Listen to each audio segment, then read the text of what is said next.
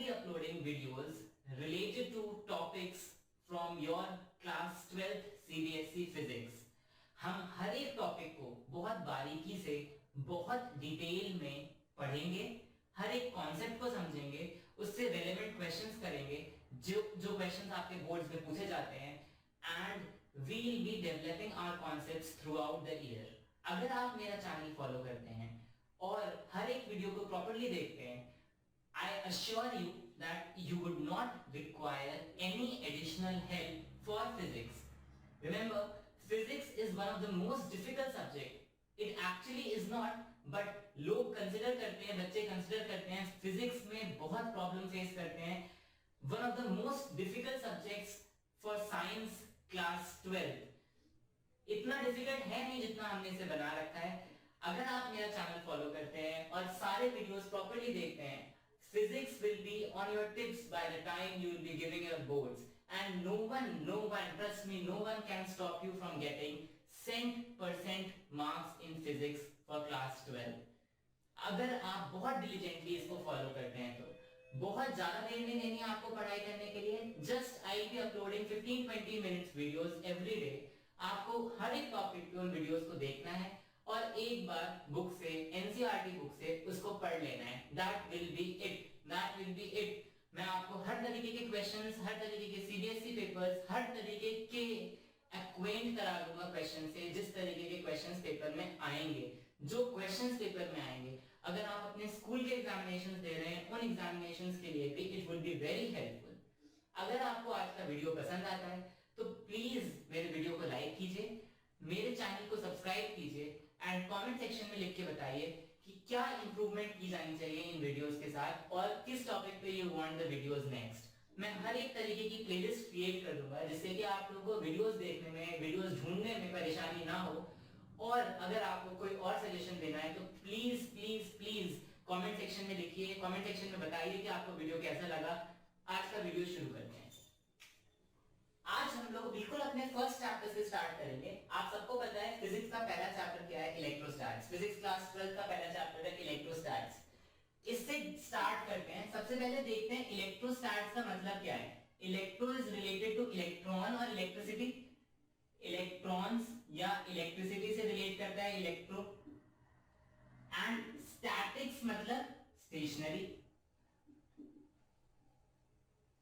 तो जब हम स्टेशनरी इलेक्ट्रिसिटी या स्टेशनरी इलेक्ट्रॉन्स या स्टेशनरी चार्जेस के साथ डील करते हैं. स्टेशनरी मतलब जब वो चार्जेस मूव नहीं कर रहे होते, फ्लो नहीं कर रहे होते, एक बॉडी से दूसरी बॉडी पे जा सकते हैं लेकिन फ्लो नहीं कर सकते किसी पर्टिकुलर डायरेक्शन में, उस टाइम पे जिस फिजिक्स की हम बात कर रहे हैं दैट इज इलेक्ट्रोस्टैटिक्स. समझ में आ रही है बात. Electrostatics is the science branch of physics which deals with static electricity. Electrons at rest, electrons not in motion. सबसे पहले इलेक्ट्रोस्टैटिक्स का बेसिक समझने से पहले हम लोगों ने यहाँ पे बात की इलेक्ट्रॉन्स की, या हम लोगों ने बात की चार्जेस की, राइट. तो हम लोग समझते हैं what are charges.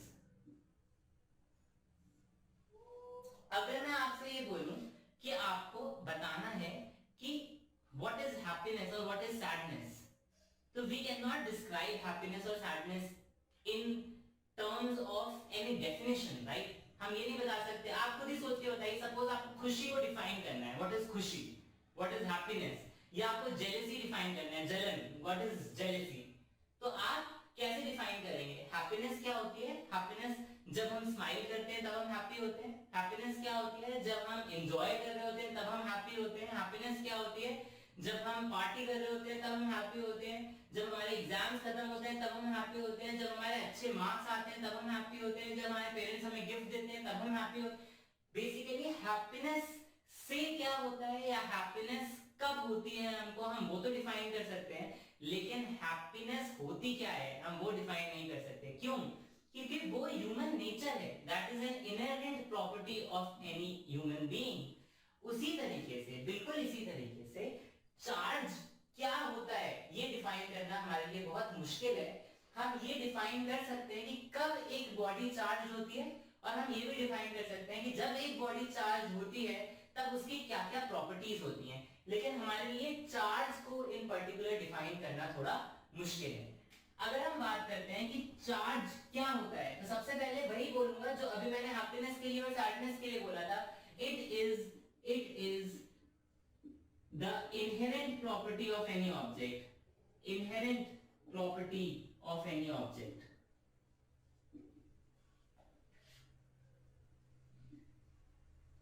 Inherent property का मतलब क्या हो गया? इनहेरेंट प्रॉपर्टी का मतलब अंदरूनी प्रॉपर्टी होती है एक ऑब्जेक्ट की, इसको हम डिफाइन नहीं कर सकते। इसको हम डिफाइन कर सकते हैं कि कब होती है चार्ज एक ऑब्जेक्ट, और जब चार्ज होती है तब क्या कर सकती है, क्या कर सकती है? When an object is charged, it can, charged object can attract or repel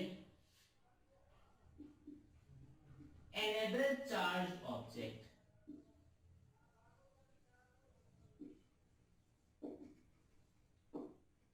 एक चार्ज ऑब्जेक्ट एक दूसरे चार्ज ऑब्जेक्ट को अट्रैक्ट कर सकता है या दूसरे चार्ज ऑब्जेक्ट को रिपेल कर सकता है, ये वो कर सकता है। लेकिन क्या होता है हम इसे डिफाइन नहीं कर सकते।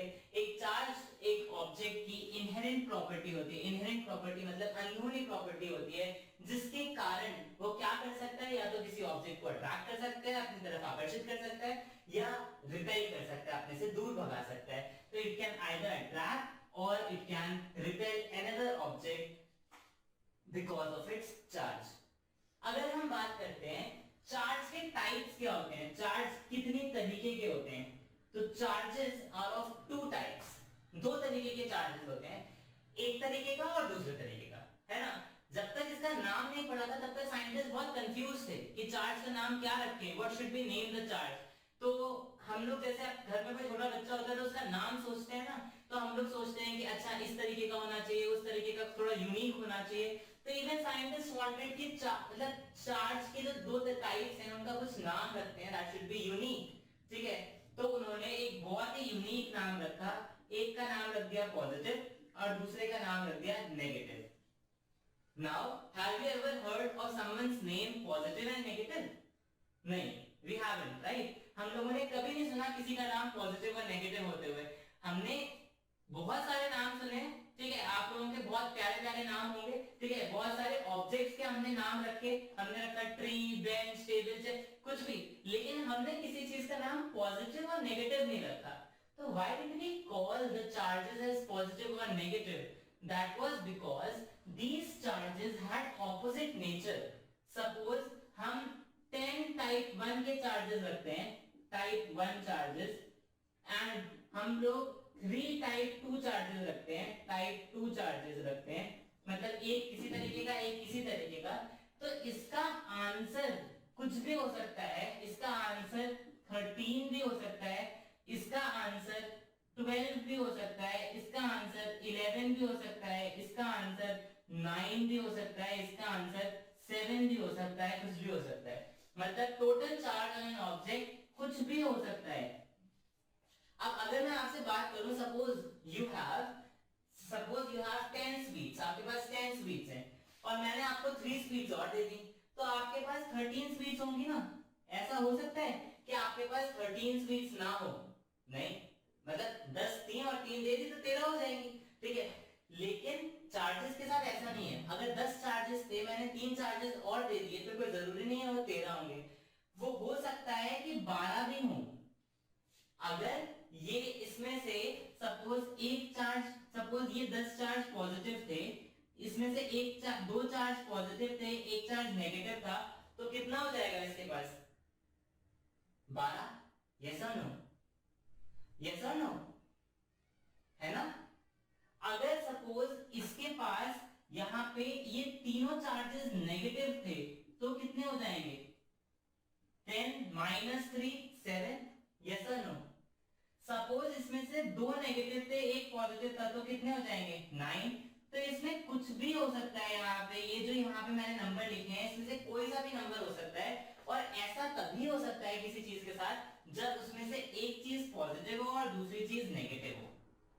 समझ आ रही है बात? इसीलिए साइंटिस्ट ने क्या किया, साइंटिस्ट ने इनका नाम पॉजिटिव और नेगेटिव रख दिया। This is the fundamental, inherent का मतलब क्या हो गया, this is the fundamental property of any substance, जिसके दो नेचर हो सकते हैं। क्या क्या दो नेचर हो सकते हैं, एक पॉजिटिव और एक negative. This is a charge.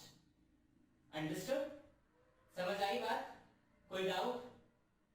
अगर हम चार्ज के यूनिट की बात करते हैं, जब भी हम फिजिक्स में किसी फिजिकल क्वांटिटी को डिस्कस करेंगे तो हम हमेशा उसके यूनिट के बारे में बात करेंगे। और अब आप लोग क्लास 11 से पढ़ के आए हो तो हम लोग बात करेंगे उसके डायमेंशंस की।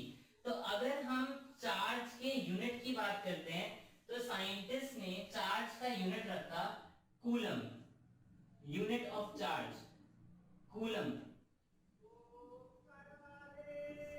ओके, अभी हम लोगों ने, मुझे पता है मैंने आपके साथ करंट डिस्कस नहीं किया है। अगर हम 7 फंडामेंटल प्रॉपर्टीज की बात करते हैं, 7 फंडामेंटल प्रॉपर्टीज, आप लोगों ने ये पढ़ा होगा क्लास 11th में, 7 फंडामेंटल फिजिकल क्वांटिटीज की। तो 7 फंडामेंटल फिजिकल क्वांटिटी क्या है? What are 7 fundamental physical quantities? सबसे पहला length, mass, time, temperature,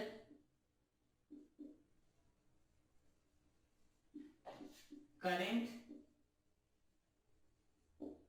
amount of substance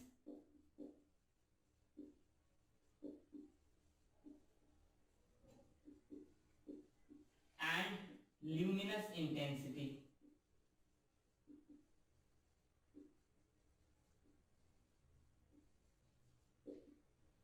Right?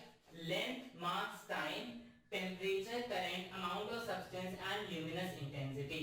इसके यूनिट्स भी आपने पढ़ रखे हैं। लेंथ का यूनिट क्या होता है, मीटर।